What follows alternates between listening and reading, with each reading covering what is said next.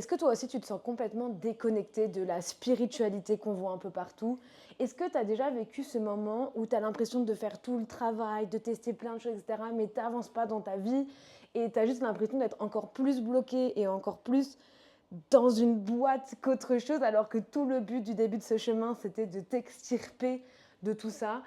Eh bien, je te comprends, je suis passée par là et il est temps aujourd'hui de faire la vidéo un peu juicy juicy que j'attendais de faire depuis longtemps. Je voulais la faire en format court sur Insta, etc. Mais il y a beaucoup trop de nuances à apporter, ce qui est impossible avec les formats courts. Donc je me suis dit que sous forme de podcast comme ça, c'était ce qu'il y avait de mieux.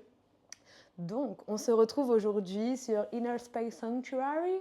Je suis Sofiane et j'ai envie de vous apporter mon expérience, d'échanger avec vous sur des sujets qui peut-être pourront vous aider, vous permettre d'avoir un peu des petits déclics, des petites choses pour avancer dans votre vie. Et le but étant, ne l'oublions pas, juste de kiffer, de se réaliser, d'être dans son plein potentiel, d'être dans la joie, dans l'abondance, dans le kiff de la vie tout simplement.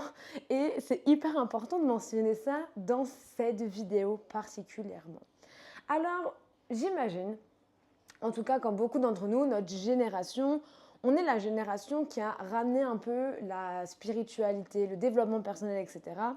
au goût du jour. C'est hyper important de se reconnecter à l'essentiel. C'est vrai que la génération de nos parents et de nos grands-parents ont été complètement pris dans la société capitaliste, complètement pris dans le consumérisme et dans la pression de la société et des sociétés un peu partout, que ce soit en Europe, voilà, moi j'ai grandi en France, donc en Europe, aux States, mais même en Asie et même partout en fait, au final, il y a beaucoup de choses à dire un peu partout.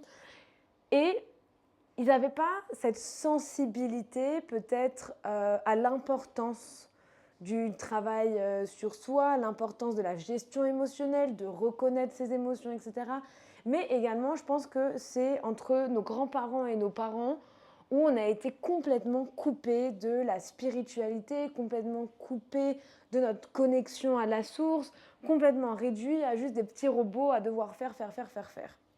Bien évidemment, nos grands-parents sont encore des exemples absolument incroyables parce que je pense qu'ils sont vraiment le moment où tout a un petit peu shifté. Vous voyez ce que je veux dire?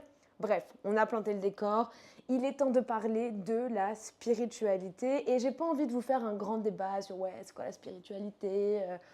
C'est pas le sujet, mais juste vous montrer et vous partager ma pensée que la spiritualité New Age, donc vraiment je mets des gros guillemets, la spiritualité New Age, c'est-à-dire tout ce qui a été marketé, tout ce qui est sur les réseaux sociaux, tout ce qui a été utilisé à une fin commerciale, et on va définir ça un peu plus tard, tout ce qui a été modernisé, parce que c'est hyper fancy de dire ça, voilà, tout ce qui a été modernisé, remis au bout du jour, tout ça n'est qu'une énorme distraction et est la raison pour laquelle tu n'avances pas dans ta vie et la raison pour laquelle quand je te parle de joie, quand je te parle de sensibilité énergétique, c'est-à-dire de se ressentir, quand je te parle de connexion à la source, etc., ben en fait, oui, tu y crois, mais ça te paraît juste impossible. Tu n'arrives même pas à imaginer ce que ça fait et ce qu'on ressent à ce moment-là.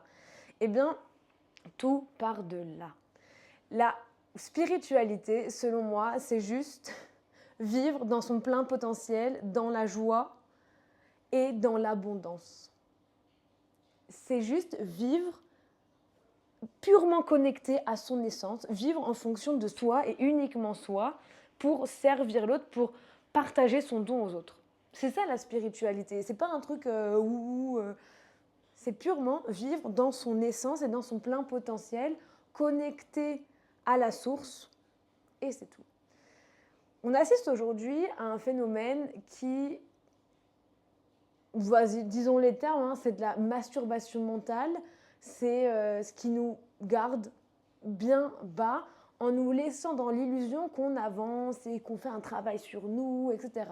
Au final, on ne fait qu'augmenter notre ego, on rentre dans une espèce d'illusion, de vérité, mais en fait, on se crée encore plus de douleur, encore plus de souffrance, encore plus de questionnement, tout simplement. En fait, on est aujourd'hui face à un système où tout est marketable. Je suis sûre que vous avez déjà entendu ce mot. Tout a des fins pour faire de l'argent. Alors, on invente des nouveaux trucs, des nouvelles techniques, des nouvelles approches, etc. Mais revenons aux bases, tout ça, que ce soit le breathwork, que ce soit les trauma-informed somatic movement, tout ça viennent des pratiques anciennes.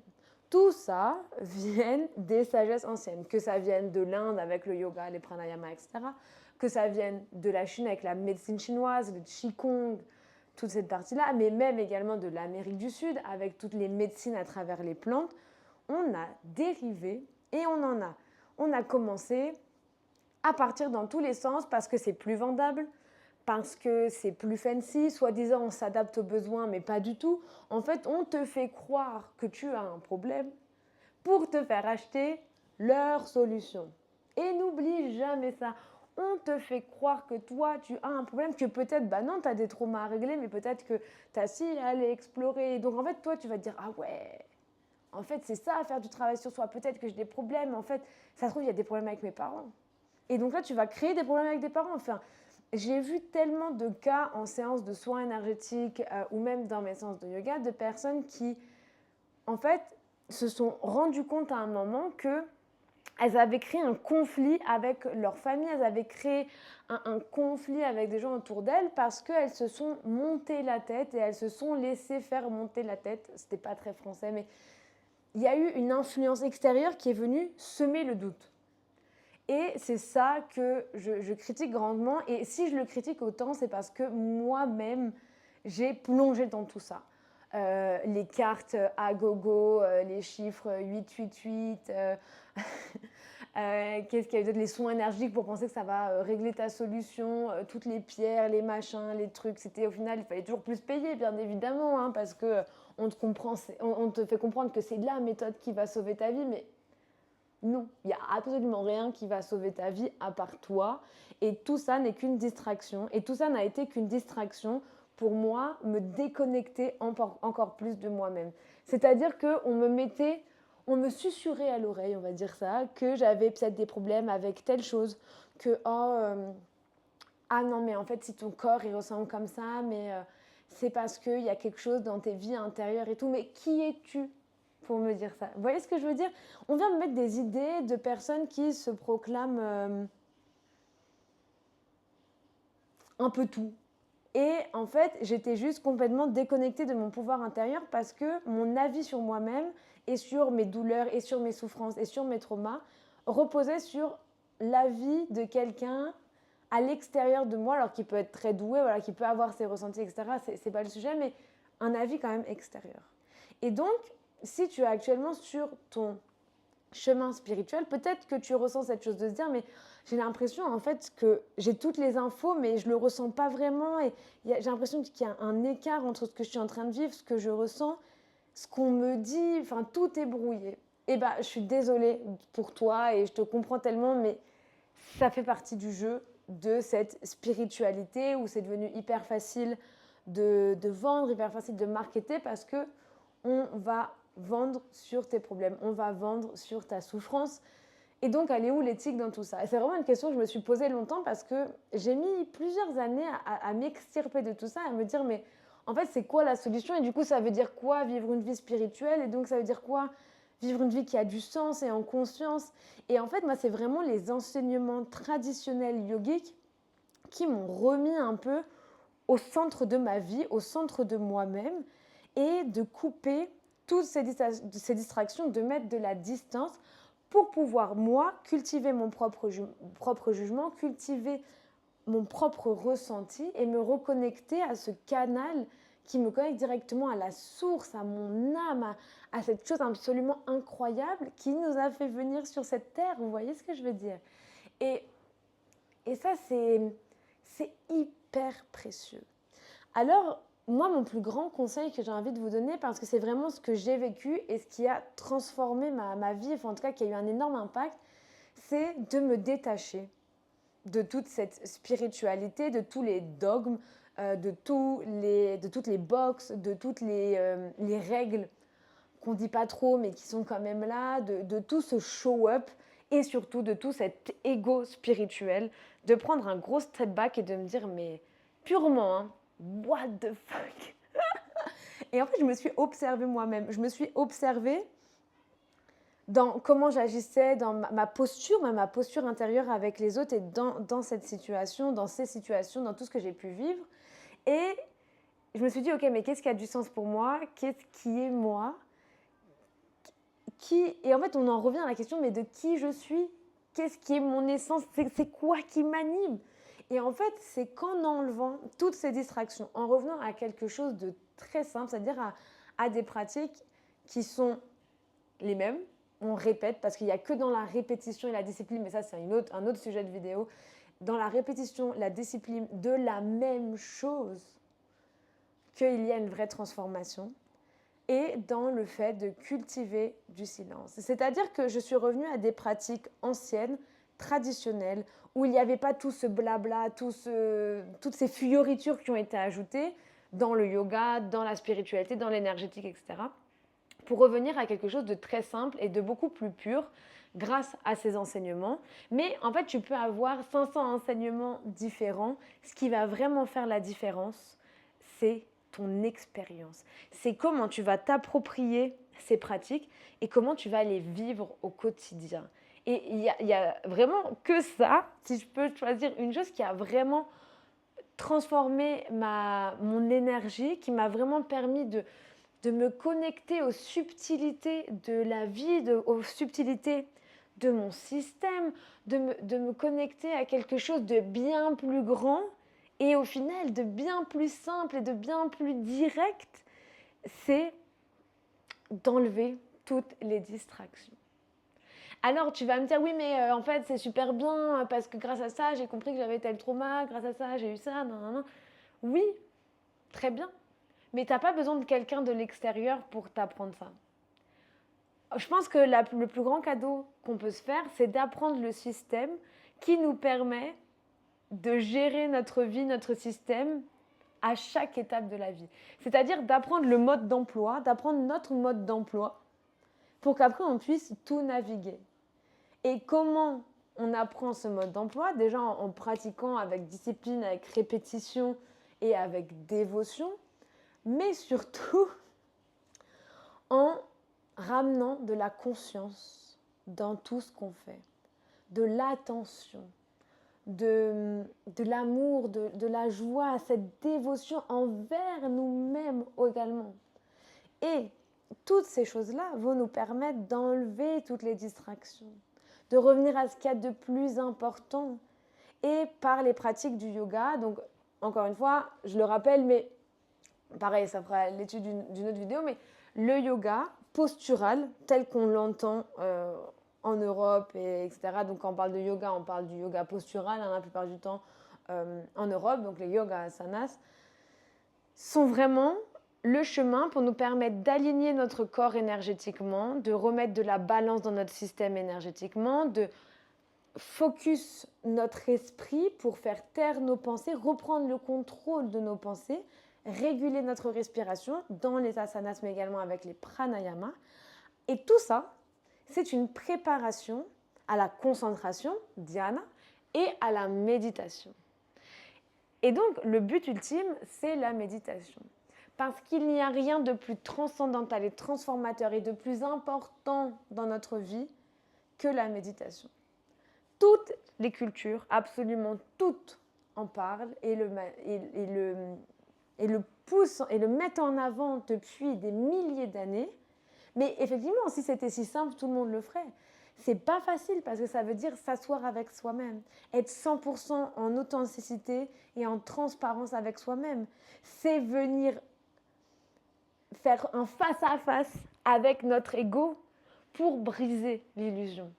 Il n'y a rien de plus puissant que la méditation. Et c'est pour ça que quand tu t'assois en méditation, par moment, tu peux ressentir un peu cette boule d'anxiété et tes pensées qui vont dans tous les sens parce que ton système, il n'est pas habitué.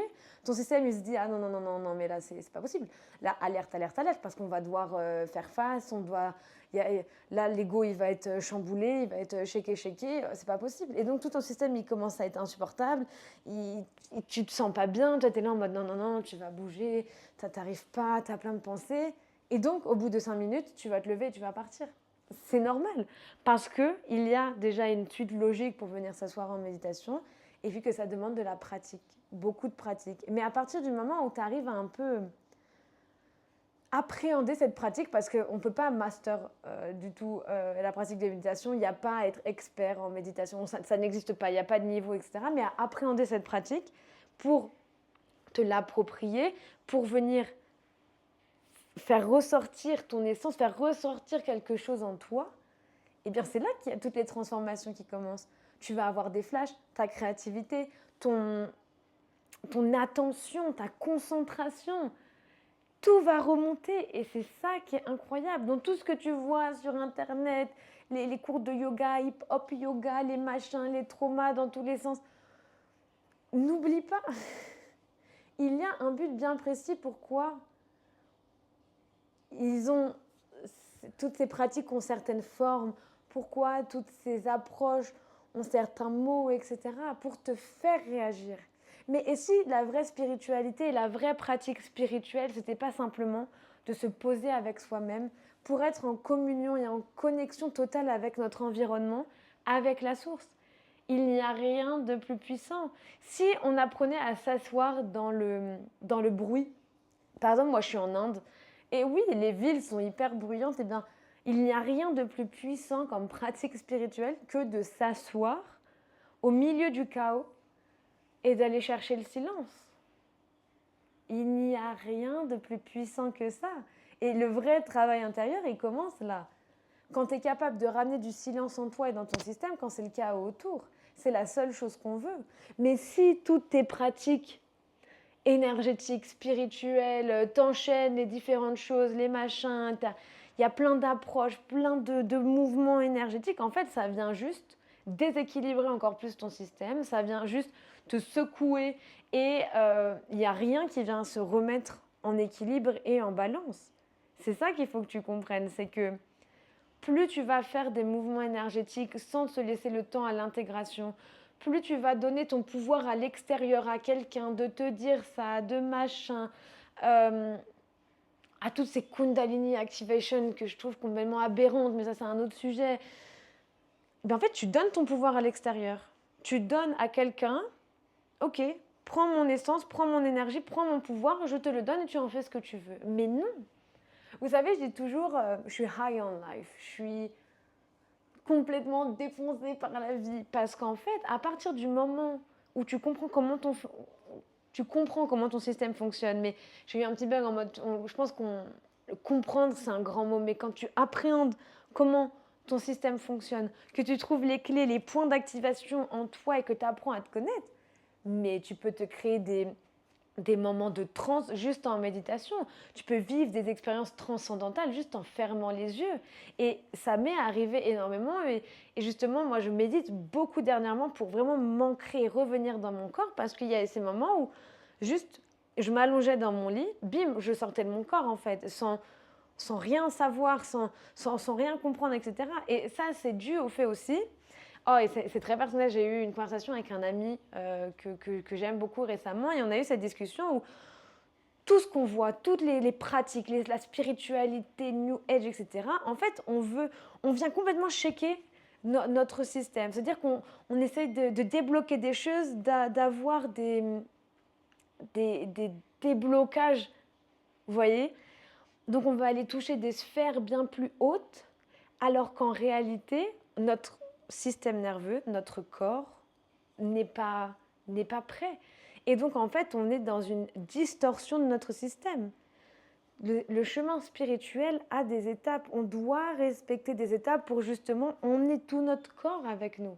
Et il y a quelque chose de très subtil qui se passe à chaque étape. Et ça prend du temps, ça demande de la dévotion, de la pratique.